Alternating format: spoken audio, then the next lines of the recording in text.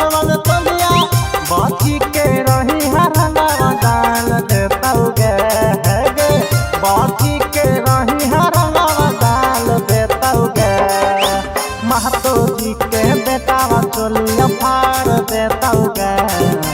रंगवा छोरी भीतरे तोरा डाल देता गे रंगवा छोरी भीतरे तोरा डाल देता गे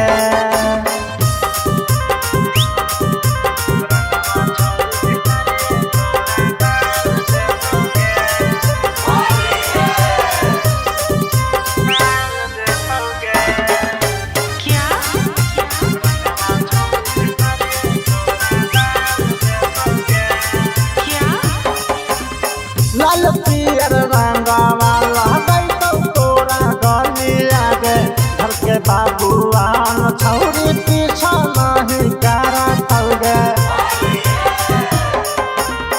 लाल पियर रंगवा लहदै तो तोरा गलिया गे घर के बाबुआन छौरी पीछा नहीं करत गे नीले तू है छौरी महतो के टोलिया गे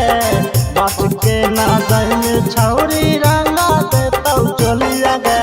ऊपर से कहार पासवान रंगता गे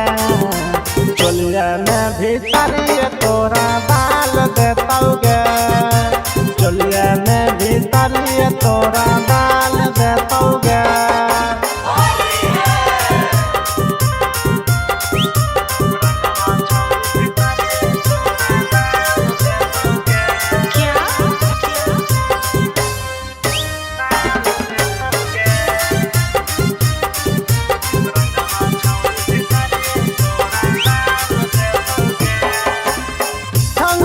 बिहारी से रंगवाला बनी गे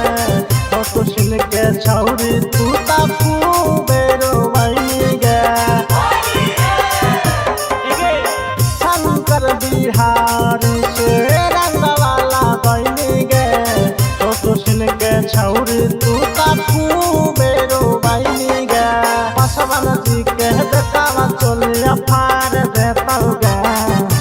रंगवा छौरी भीतरिए तोरा डाल देता गे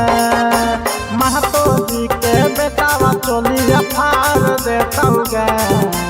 रंगवा छौरी भीतरिए तोरा डाल देता गे